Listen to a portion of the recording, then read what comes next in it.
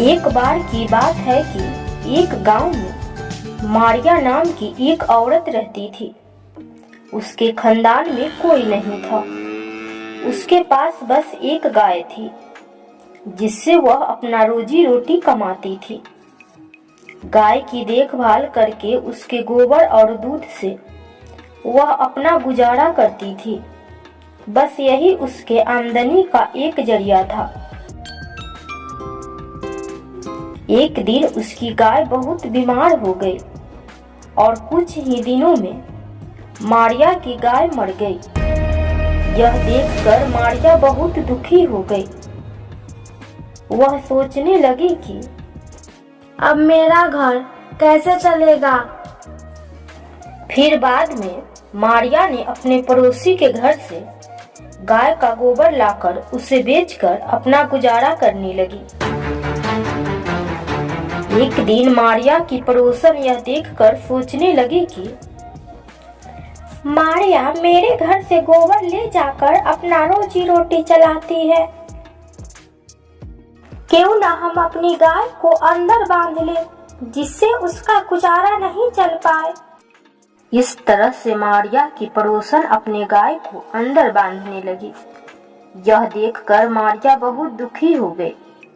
फिर एक दिन मारिया गाय का गोबर मांगने के लिए गांव के सेठ के पास गई और उसने सेठ से गाय का गोबर मांगने का अनुरोध किया।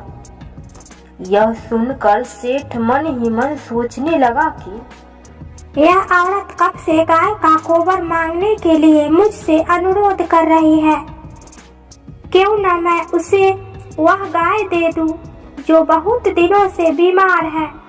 इससे उसके ऊपर मेरा कर्ज भी रहेगा और उसे पता भी नहीं चलेगा कि वह गाय बहुत कम दिनों तक ही जिंदा रहेगी।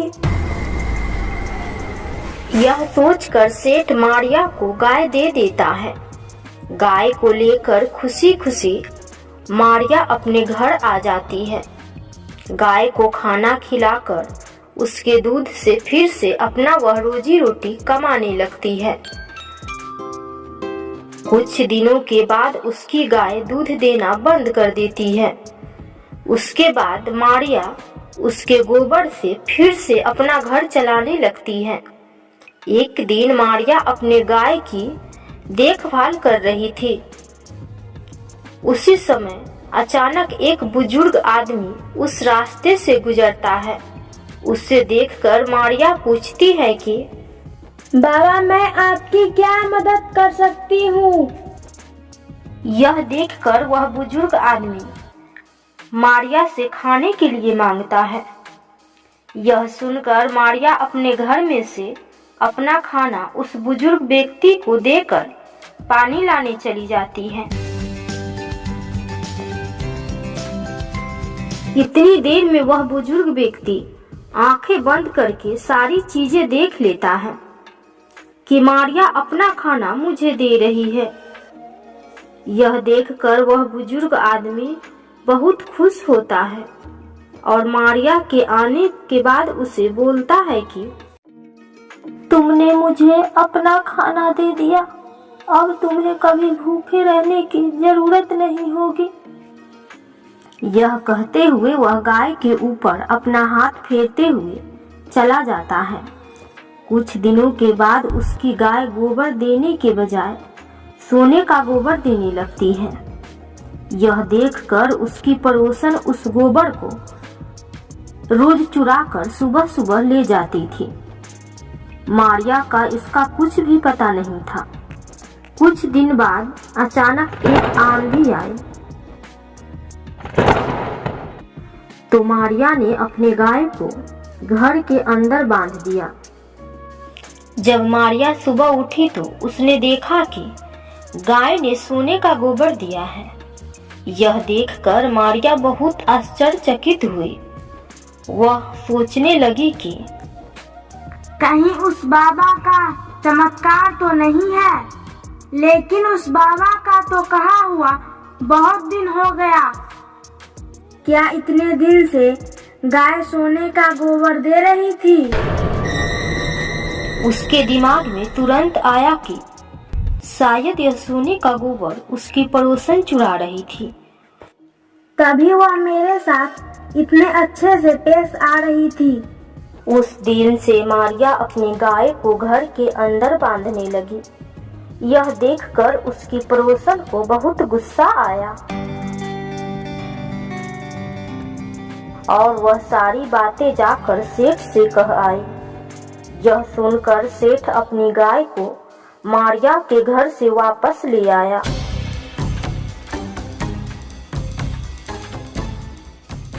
सुबह में जब सेठ उठा तो उसने अपने घर में गोबर भरा पाया। यह देखकर वह सोचने लगा कि तभी आकाशवाणी हुई कि तुमने उस गरीब लड़की से गाय को ले लिया है, इसीलिए तुम्हारे घर में गंदगी भरी रहेगी। जिस दिन तुम उस लड़की को गाय वापस दे दोगे, उस दिन तुम्हारे घर से गंदगी साफ हो जाएगी। यह सुनकर सेठ अपने घर से गाय ले जाकर मारिया को वापस दे देता है और मारिया फिर से अपनी जिंदगी खुशी खुशी जीने लगती है। तो इस कहानी से हमें सीख मिलती है कि हमें किसी के धन पर बुरी नज़र नहीं रखनी चाहिए। भगवान हमें जितना दिए हैं उसी में खुश रहना सीखना चाहिए। यह कहानी है जंगलपुर की, जंगलों की, जहाँ पर बहुत सारे जानवर एक साथ मिलजुल कर रहते थे। उस जंगल का राजा शेरसिंह था, जो कि बड़ा ही आलसी था। वह दिन रात सोता ही रहता। उसका मंत्री था मंटू शेर। वही शिकार करके लाता और शेरसिंह को खिलाता। ऐसे ही दिन गुजर रहे थे। एक दिन जंगल के तालाब में अचानक कुछ मगरमच्छ आके रहने लगे और जो भी जानवर पानी पीने जाता उसका शिकार करके खा जाते, जिस वजह से कोई भी जानवर डर के मारे तालाब में पानी पीने नहीं जाता था। मगर अफसोस की बात तो यह थी कि जंगल में तालाब सिर्फ एक ही था जिसमें मगरमच्छ था। जंगल के सारे जानवर परेशान होकर शेरसिंह के पास पहुँचे और सारी बात बताई। सभी जानवरों की बात सुन के शेरसिंह बोला, देखो भाइयों, समस्या तो काफ़ी बड़ी है, परंतु हम उन मगरमच्छों का कुछ नहीं कर सकते। वो काफ़ी खतरनाक है। हमें कोई और तरकीब निकालनी होगी। शेरसिंह इतना बोलकर कुछ सोचने लगा। तभी लोमड़ी बोली, महाराज, वर्षा होने में अब कुछ ही दिन शेष रह गए हैं। अगर हम जंगल में नए तालाब खोद लें तो जैसे ही वर्षा होगी तालाब भर जाएगा और हम सब पूरे साल आराम से पानी पी सकते हैं। चालाक लोमड़ी, हम तुम्हारे बात से काफ़ी प्रसन्न हुए। तुमने जो सुझाव दिया है वह बिल्कुल सही है।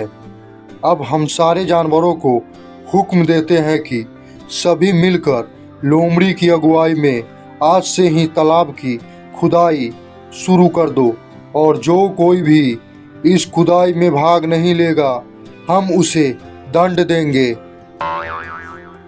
उसके बाद सभी जानवर मिलजुल कर खुदाई करना शुरू कर दिया और कुछ ही दिनों में एक बहुत बड़ा तालाब खोद दिया। कुछ दिनों में वर्षा हुई और तालाब लबालब भर गया। जब वर्षा का समय खत्म हो गया तो शेर तालाब के उद्घाटन के लिए आया और पानी पी के तालाब का उद्घाटन कर दिया। सभी ध्यान से सुनो, हमें तालाब की प्राप्ति लोमड़ी के सूझबूझ से हुई है, इसलिए इस तालाब का नाम लोमड़ी का तालाब होगी और इस तालाब की देखभाल लोमड़ी के जिम्मेवारी पर छोड़ते हैं।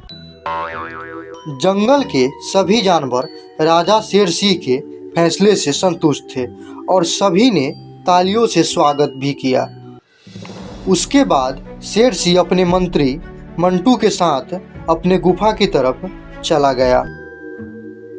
उस दिन से सभी मिलजुल कर तालाब के पानी पीते और मज़े से रहते। एक दिन लोमड़ी के दिमाग में एक आइडिया आया। यह तालाब तो मेरे चतुराई के कारण खोदा गया है और फिर शेर ने मुझे इस तालाब को सौंपा है, तो भला मैं शिकार के लिए इधर उधर क्यों भटकूं? मैं अब टैक्स कलेक्ट करूंगा। और अगले दिन जब कुछ जानवर पानी पीने आए तो लोमड़ी बोला, अब ये तालाब मेरा है और इसमें पानी पीने के लिए तुम लोगों को टैक्स देनी होगी। लोमड़ी भाई, हम लोग भला तुमको किस बात का टैक्स दूं? इस तालाब को खोदने में हम सब की योगदान है, तो हम तुम्हें टैक्स क्यों दें? हम सब टैक्स नहीं देंगे।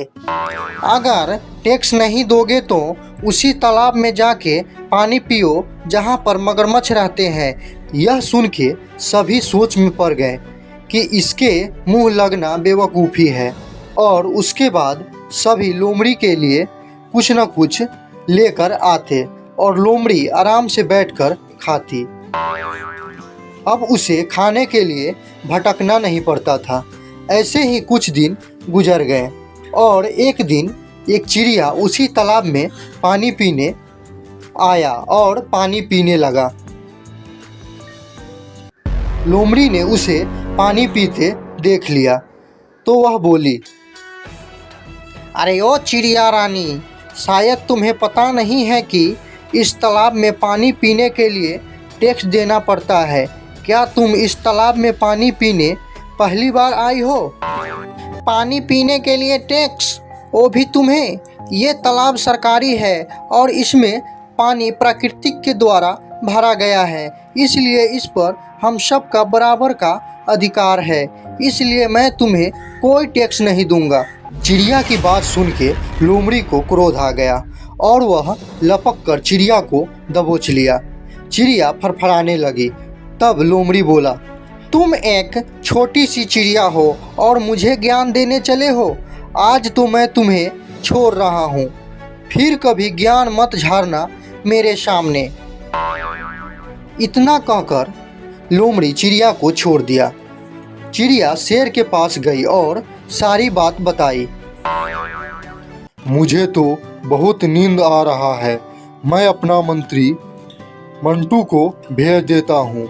उसके बाद शेर सिंह ने मंटू शेर को बुलाया और कहा, मंटू, तुम जाओ और लोमड़ी को कड़ी से कड़ी सजा दो।